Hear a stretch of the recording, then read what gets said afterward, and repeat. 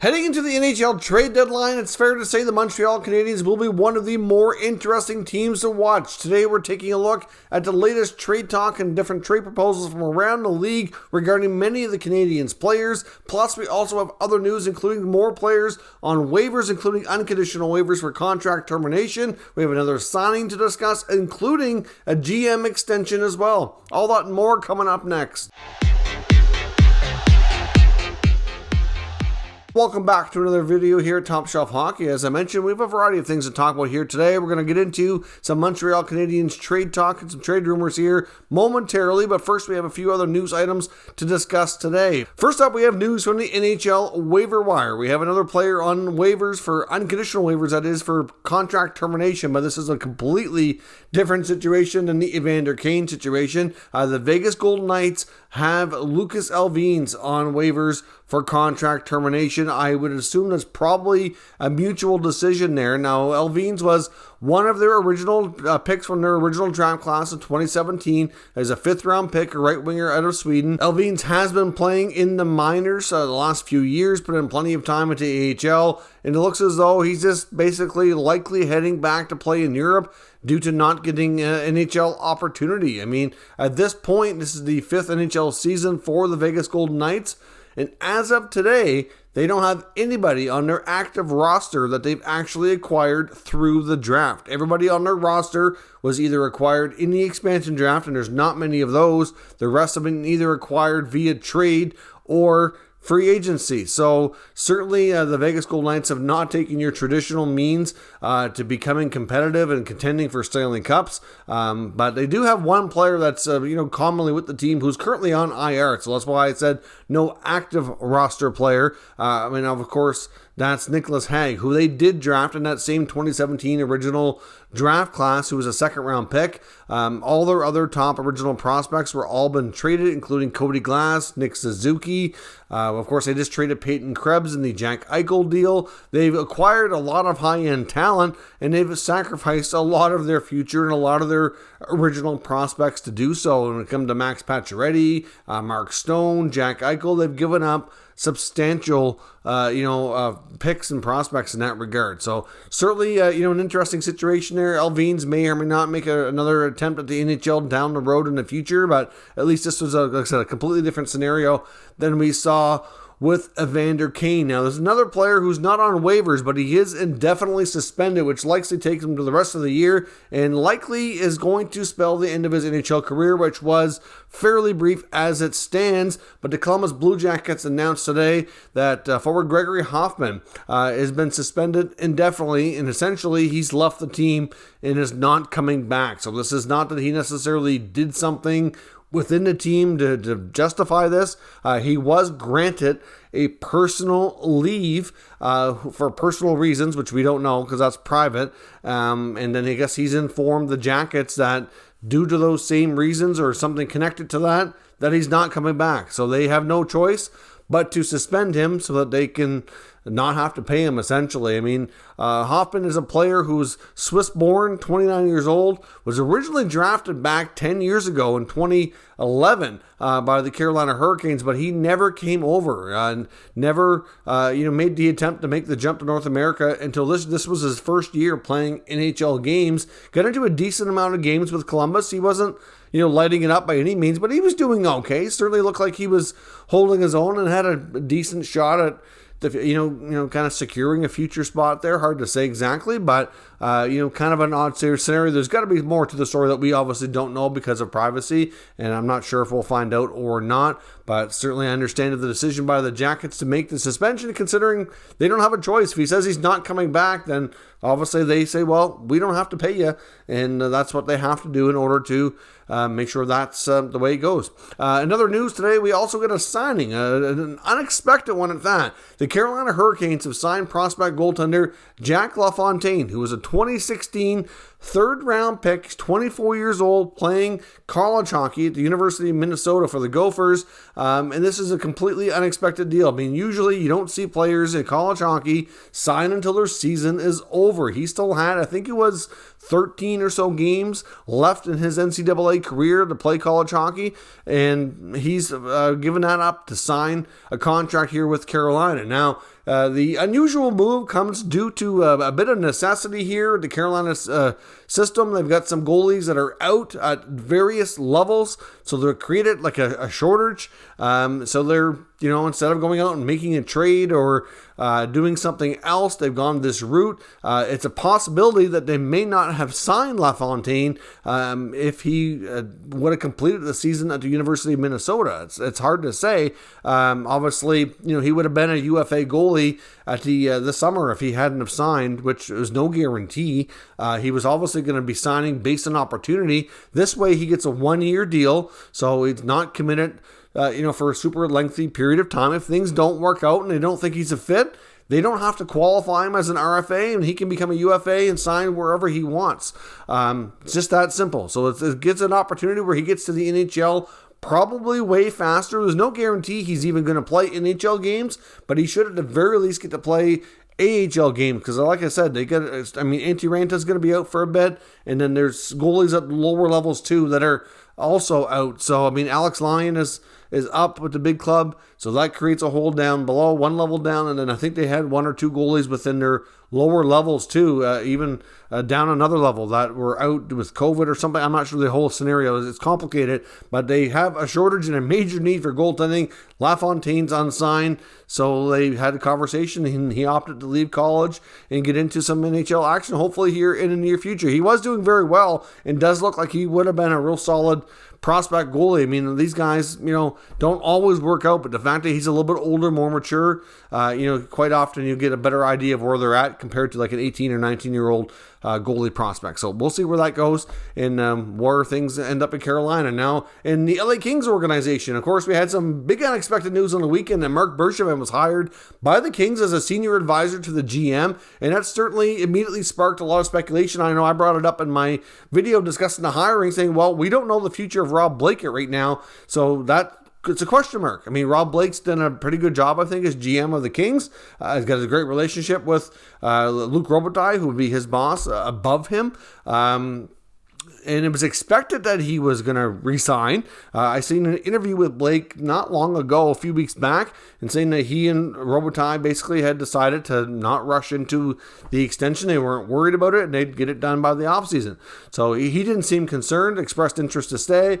But then again, I would expect him to say those things anyway, right? But with Bergevin coming in, we'd heard, that, maybe this is like, extra insurance in case Blake doesn't stick around. You just never know, right? A lot of rumors tend to spark pretty much immediately, but we got late last night a confirmation from John Hoven, who covers the Kings quite closely out west, that Blake does indeed have an extension. As of the recording of this video, I don't believe the team has announced it yet, but it's believed it could happen pretty much here anytime. That is believed to be a 4 to 5 year deal. So Rob Blake's not going anywhere. It's Mark Bergevin, on the other hand, basically what many are saying. I know Elliot Friedman talked about this on the 32 Thoughts podcast today, and I've seen others mention it as well. Essentially, it's a similar scenario where, like they did with Ron Hextall, like they're not afraid in LA to bring in, obviously, some senior people with lots of experience to be advisors. Like the Hextall did that one in between jobs between Philly and Pittsburgh. It's an opportunity for Bergevin to kind of say, he doesn't necessarily have to commit to being in LA all the time, being an advisor. He can probably still be at home more. He can do a variety of things, offer his opinion, kind of keep his head in the game, so to speak, so that he's in the loop, and still, look for opportunities elsewhere. There's still some other GM jobs that are open right now. Obviously, his old stomping grounds in Chicago, which I would assume he won't have anything to do with that. You wouldn't think after everything that went down there, even though he was cleared of everything, it wasn't even really mentioned early on as being a culprit at all in the Kyle Beach scenario. The fact that he was working there, I would think Chicago's going to want to go in a whole different direction just to have nobody that was associated with that whatsoever. So you'd think, though, maybe Anaheim's still looking for a permanent GM, right? So that's a possibility. Vancouver's unlikely because they're obviously in the same boat. So, you have to wonder, maybe if other things could come up. So it kind of keeps him in the loop there, and we'll see where this goes, but there's certainly no guarantees that this is going to have any impact on Blake, especially considering like it looks like he's signing a longer-term extension. So those rumors on that could be squashed and kind of put to bed here. But we are going to talk about the addition of Bergevin to LA and how that might influence some potential trades that we're talking about here, which we'll get into in a moment. But first, we need to acknowledge our channel sponsor, Manscaped. Top Shelf Hockey is proud to be sponsored by Manscaped. And guess what? Hockey fans are buzzing because hockey is back. Want to know what else is buzzing? The Lawnmower 4.0 from our friends at Manscaped, who are the global leaders in male grooming, trusted by over 2 million men worldwide. I highly recommend the Performance Package 4.0, which includes their new state-of-the-art Lawnmower 4.0, as well as some other great features. The lawnmower itself has a 7,000 RPM motor, a new multifunction switch that can engage as a travel lock, gives you the ability to turn on an LED spotlight as well for a more precise shave. Also, as I've mentioned on numerous occasions before, Manscaped is about much more than just a trimmer. They have everything, all aspects covered in male grooming, including some great formulations like their brand new ultra premium body wash to keep you smelling great all day long. It's certainly a big hit here. I absolutely love it. They also have other exfoliators and gels to keep all aspects of your grooming needs covered. I highly recommend you check out manscaped.com. Use promo code TSH for 20% off and free shipping. That's 20% off and free shipping at manscaped.com using promo code TSH. So thanks very much for watching that promotional content. I do greatly appreciate it. As I mentioned, and based on the title and thumbnail here, we're talking about some pretty substantial Montreal Canadiens trades today. Now, of course, this is just speculation, and a lot of this is trade speculation and proposals from various NHL writers and media personalities from around the NHL. We know that Montreal ultimately is not having a good season. It looks like, at least everybody suspects and speculates, that Jeff Gorton and whoever he hires to help with the GM role will be taking this team through more of a rebuild, retool type of scenario, and many veteran contracts will likely be shipped out starting between now and the deadline, probably a little bit more in the offseason, and we'll kind of go from there. We don't know how big of a retool or reset we're going to see.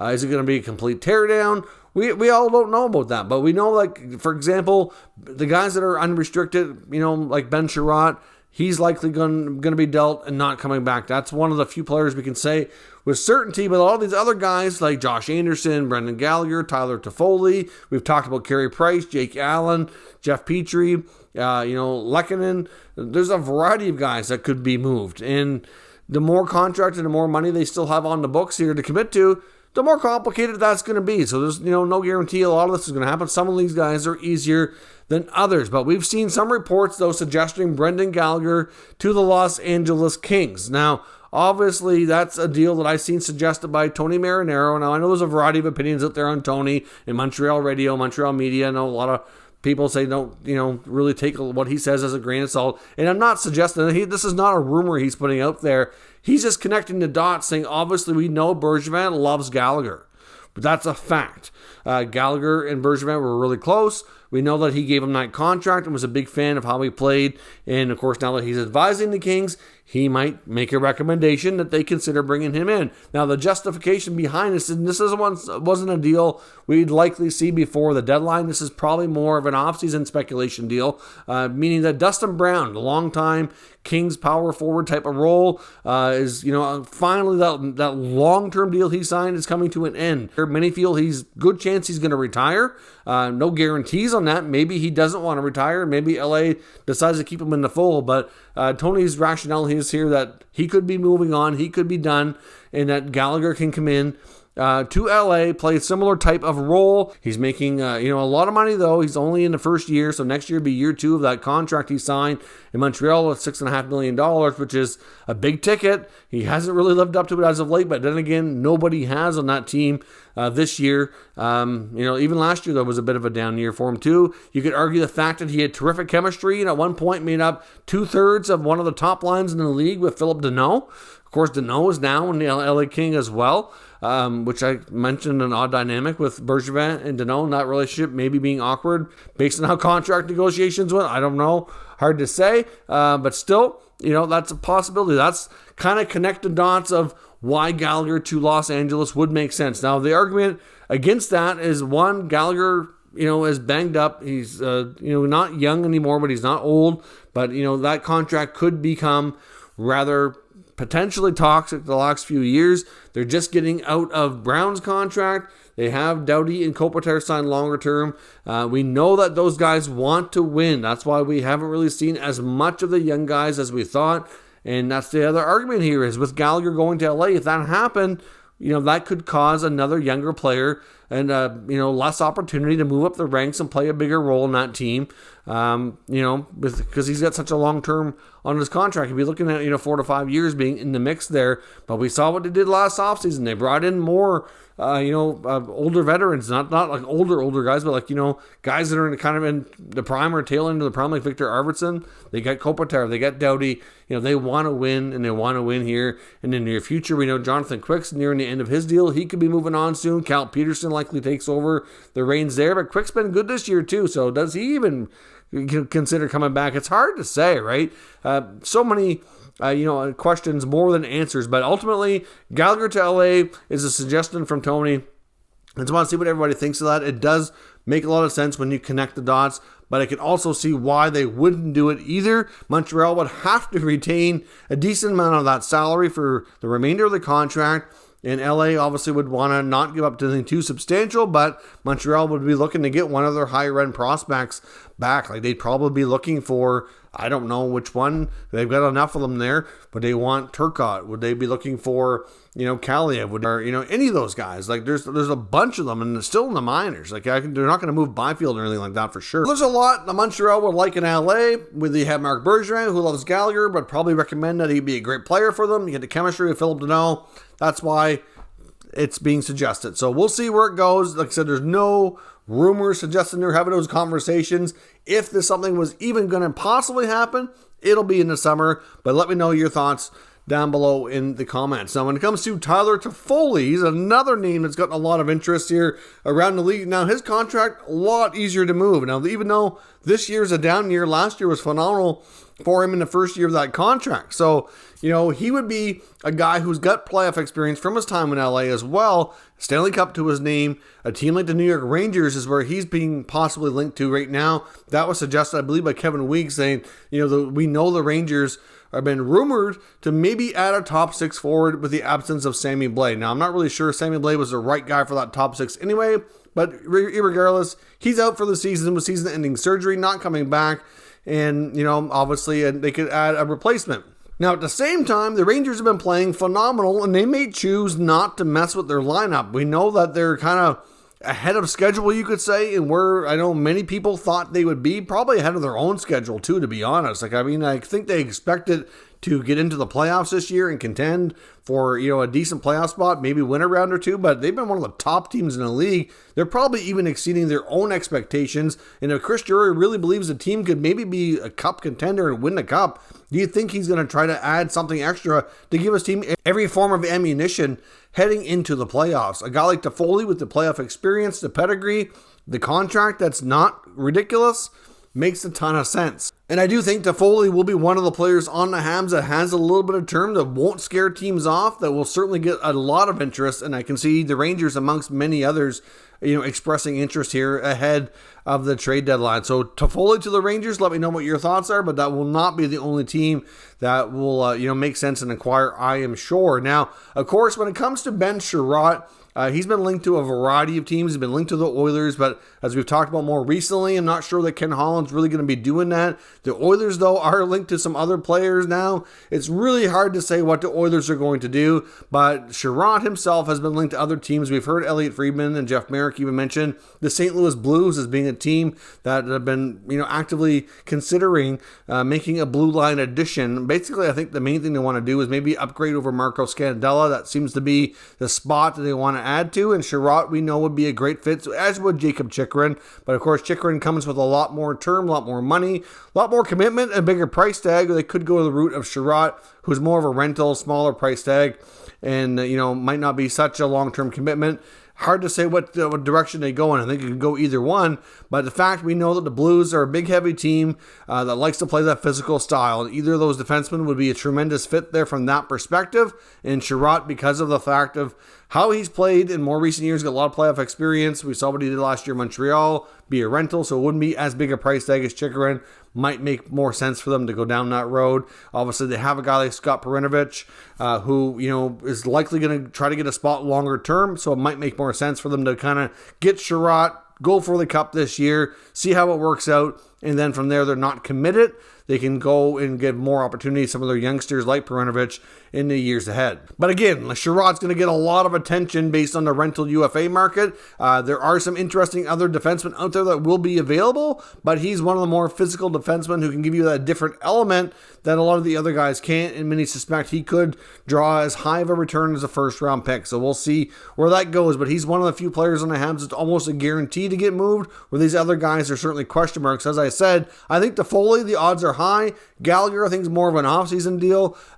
Jerard for sure. And then the next guy we're going to talk about, which could happen, but I think it's going to be more of an offseason deal if it did as well, is Josh Anderson. Now, Jim Matheson of the Edmonton Journal is suggesting that the Oilers should be going hard after Josh Anderson, citing the fact that they could use some more scoring depth on the wings, and that Anderson brings that level of physicality and goal scoring that they need. Now, I'm going to say I do see a fit to some degree. We'd have to have Montreal take back a contract or two that the Oilers aren't overly fond of, so I'm thinking either Montreal takes Tyson Barrie or Zach Cassian in return, along with something else as their desire to, a little bit more younger or a pick.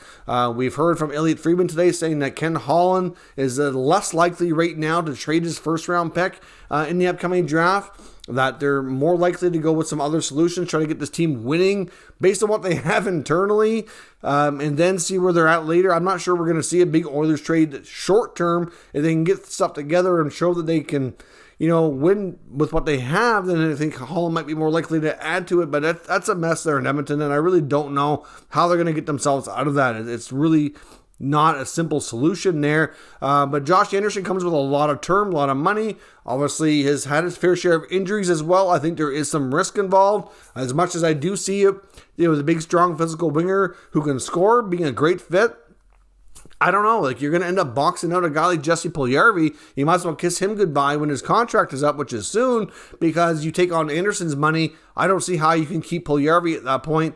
And considering he's younger and has been a good fit, a draft pick of theirs, a high pick at that, I would think it would make more sense to continue developing with him. I really like Josh Anderson as a player, but to me, I kind of look at him as a bit of a one-trick pony, where he is a goal scorer, but he's streaky for one, which is, you could say that about a fair bit of guys. But because of that, I'm not sure that I really like the contract, especially with the term, because of the injuries he's already been through. He's a young man, but he's had some really serious injuries, had some big surgeries, and you just have to wonder long term if that's a contract that's going to end up on LTIR and how much hockey he's going to play, throughout the rest of his career. It's just difficult to peg. I like the guy, but it comes with a lot of risk. And as much as the Oilers could use a player like him, I just don't know that he's the guy. Now, the other thing we had heard about the Oilers today quickly, too, just on a quick side note, is that they are apparently one of the teams that have reached out to talk to Evander Kane now that he's a UFA.